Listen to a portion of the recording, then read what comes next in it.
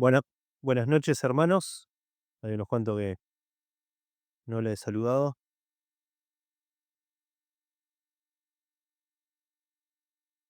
Em, Ustedes saben que hace un tiempo atrás hubo una noticia que estuvo mucho en la cartelera de noticias ahí, acerca de inversión ganadera. No sé si han escuchado, que eran un grupo de inversores y, y ustedes saben que llegó un momento que desapareció el gran fondo ese que tenían y, y bueno, muchos inversores perdieron dinero. eh, pero yo cuando escuchaba muchas veces la propaganda que hacían de inversión ganadera, era eh, una propaganda bastante dada en la radio, ¿no? Y cada vez que la pasaban yo decía, bueno, debe ser una buena inversión, ¿no? De poner ahí dinero para obtener más dinero, ¿no? Eh, pero llegó el momento sobre esta noticia y me dije: la verdad que no era una buena inversión, ¿no? No la iba a hacer yo, ¿no? Pensando en eso. Y enseguida se me vino a la mente el texto de Mateo, los invito a leer. Mateo 6, Mateo 6:19, es un pasaje conocido,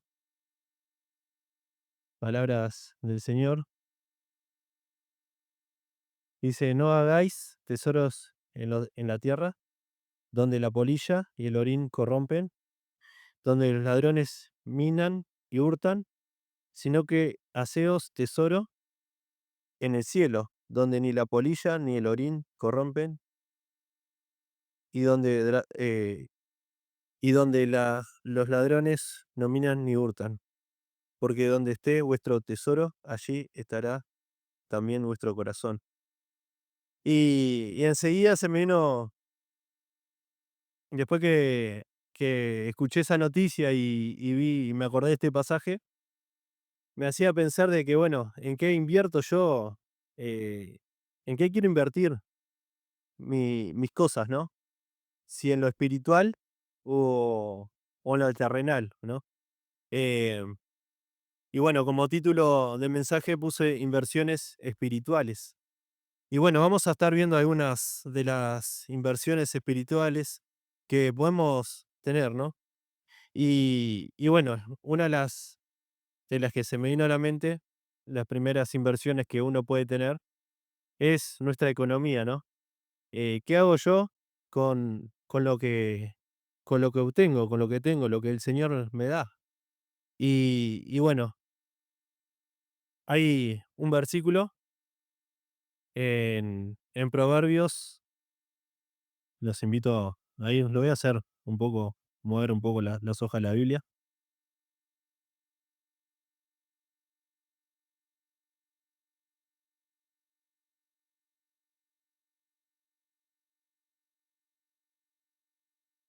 No le dije, ¿no?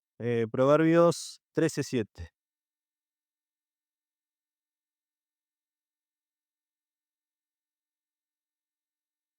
Dice: "Hay quienes pretenden ser ricos y no tienen nada. Hay quienes pretenden ser pobres y tienen muchas riquezas". Y es como una paradoja, ¿no?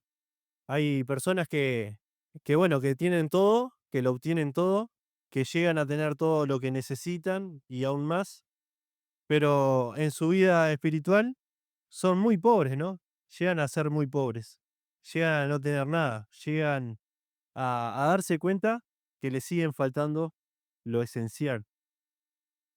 Pero hay personas que dentro de su pobreza terrenal son muy ricas, ¿no? Eh, y bueno, tenemos muchos ejemplos de personas que no tienen nada, pero delante de Dios, teniendo esa comunión plena con el Señor, llegan a ser muy ricos espiritualmente. No es una fórmula matemática, ¿no? Esto no quiere decir que siendo pobre somos ricos espiritualmente, sino que eh, ¿en qué busco? ¿En qué pongo en qué quiero invertir yo mi vida? Si en las cosas del Señor o las cosas de este mundo. Eh, También en Mateo allí, Mateo 6, no vi nada. En Mateo 6, 24 dice, ninguno puede servir a dos señores porque aborrecerá al uno y amará al otro, y estimará al uno y menospreciará al otro. No podéis servir a Dios y a las riquezas. Y bueno, frente a este versículo también me hacía pensar de que afanarnos por obtener todo lo que nosotros deseamos nos lleva por un mal camino, ¿no? Un camino donde mm, ponemos todo nuestro esfuerzo, ponemos todo nuestro empeño, nuestros recursos, nuestro tiempo en las cosas que no trascienden por la eternidad, ¿no? Que no trasciende en lo eterno. Y la Biblia nos describe ahí en Hebreos 11, nos describe a muchas personas que habían depositado toda su vida a servir a Dios y a buscar la voluntad de Dios. Y ahí en Hebreos 11, los invito a ir, y como se le llama a este capítulo,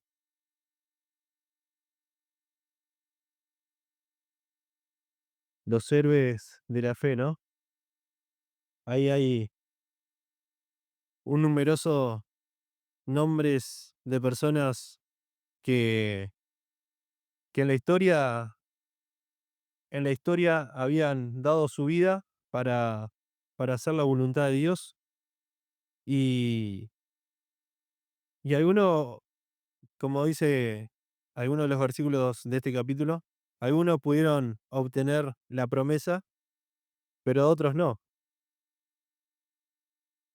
Y ahí llegamos al versículo 32,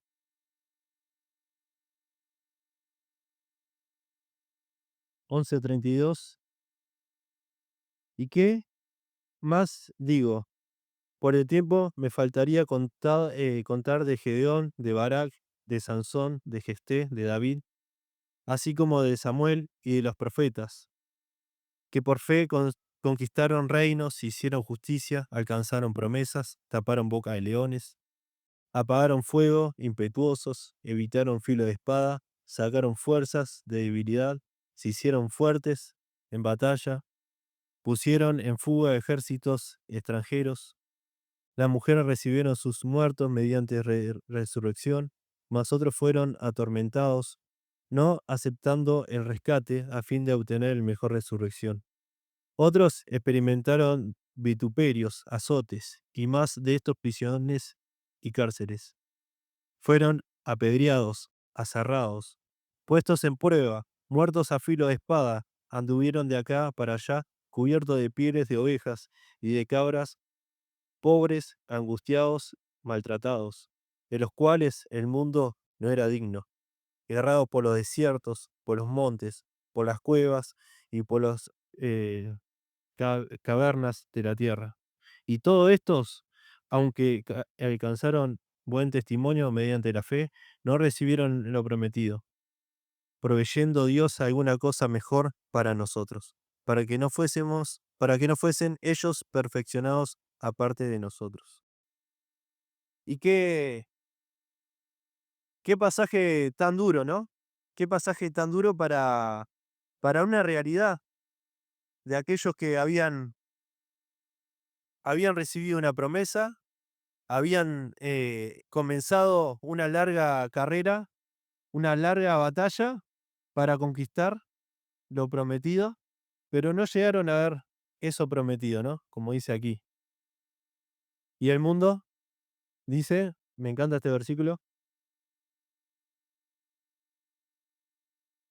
de los cuales el 38, de los cuales el mundo no era digno, ¿no? No era digno de ellos. ¿Por qué? Porque ellos eran personas justas, personas que obedecieron a Dios, personas que siguieron lo que Dios le iba indicando para que hicieran su voluntad. Y ellos decidieron invertir todo lo que ellos tenían para el servicio de Dios, para lo que Dios tenía planeado para ellos y para otras personas, e incluso a nosotros mismos. Todas esas promesas hasta el día de hoy llegaron a nuestras vidas. Pensando un poco en los versículos anteriores, se nos nombra a Moisés, se nos nombra a Abraham, y, pero pensando en Moisés, cuando Moisés decide ser parte de la corona real, ser parte de la vida del reino de Egipto, Moisés decide no ser familiar del faraón y decide ir con el pueblo de Dios, decide seguir la voluntad de Dios. A pesar de lo que él tenía, todas esas comodidades que él podía llegar a tener, decidió ser un fugitivo, decidió ser un fugitivo, decidió seguir la voluntad de Dios. Y bueno, Dios trató con él, Dios hizo muchos milagros a través de Moisés y Moisés siguió la voluntad de Dios. Y como sabemos, él pudo ver la tierra prometida de donde, de lejos, ¿no? No pudo obtener lo prometido. Pero Dios le dio la bendición de verla.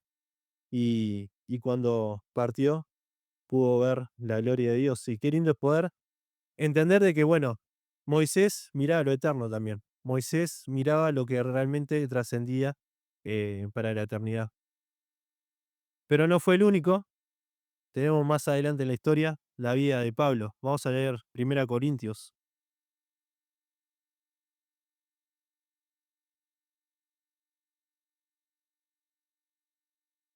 Primera Corintios 1,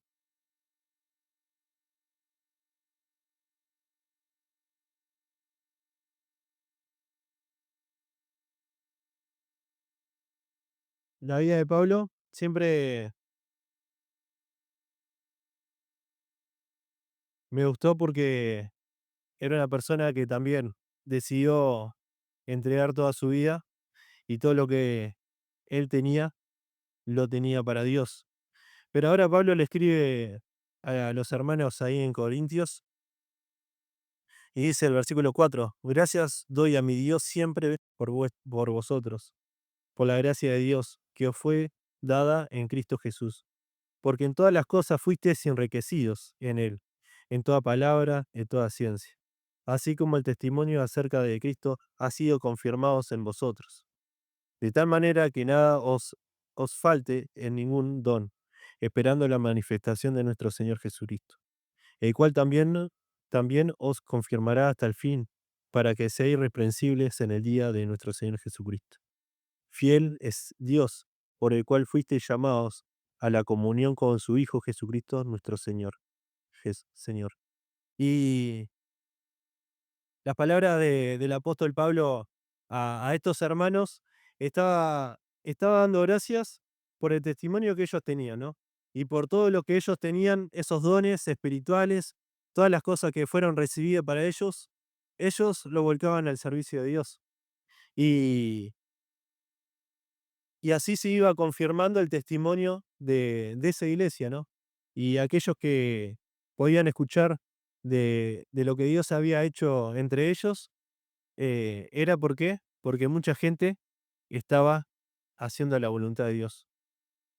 Habían algunas cosas que tenían que arreglar entre ellos, ¿no? Si uno se pone a leer la carta de los Corintios, había muchas cosas que tenían que arreglar, cosas graves, cosas que necesitaban solucionar, pero el apóstol Pablo comienza diciendo de que su fe era depositada en el Señor y que era testimonio de muchos de que Dios estaba haciendo grandes cosas entre ellos. Y, y también hacía poner nuestra mirada y la mirada de ellos en la venida del Señor Jesús. En esa pronta venida que vamos a tener, ese gran encuentro que vamos a tener con nuestro Señor. Y ahí tenemos que también enfocar todo lo que tenemos, ¿no? Todo lo que hacemos, todo lo que podemos llegar a depositar para el servicio de Dios. para lo que hacemos. Y sin duda, hay muchas cosas que nosotros nos preguntamos, ¿vale la pena? ¿Vale la pena invertir tiempo, invertir dinero, invertir lo que somos, lo que tenemos para hacer tal tarea? Y si la hacemos para Dios, sí vale la pena. Si la hacemos para Dios, sí vale la pena. Hasta un vaso de agua, dice el Señor, si lo hacemos para Él, lo glorificamos, ¿no? Si hacemos las cosas para Dios, sin duda trae frutos, frutos espirituales. Y a veces esos frutos no lo vemos, no lo vemos nosotros con nuestros propios ojos. Como decía ahí en Hebreos, muchos de ellos no pudieron alcanzar lo prometido, pero sin duda trajo mucho fruto. Toda esa inversión que ellos tuvieron en su vida espiritual, en su obediencia a Dios, sin duda trajo frutos. Y ponía a dedicar nuestras vidas al servicio de Dios y poner y invertir en lo espiritual lleva a dar frutos eternos, dar frutos espirituales eternos. Y, y para ir terminando, en Filipenses 3:8, ahí sí vemos la vida de Pablo, ahí sí vemos lo que él sentía, lo que él había decidido hacer en su vida. Vamos a leer el 7.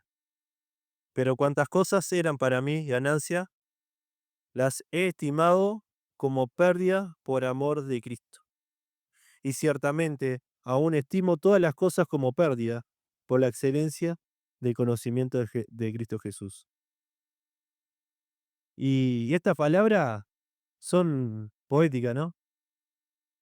Eh, hace que a veces a uno se le ponga la piel de gallina, porque el apóstol Pablo, todo lo que él era, que si uno se lo pone a enumerar y entender realmente lo que él tenía era, dentro de los ojos humanos, era muy grande. eh, y haber dejado todo para servir a Cristo, y aún me acuerdo de las palabras que el Señor le había dicho a Ananías cuando le pidió que tuviera el encuentro con Pablo, y que ahí el Señor le dijo: herramienta útil me es esta, ¿no? Hablando de Pablo. Y yo le voy a demostrar lo que es padecer en mi nombre.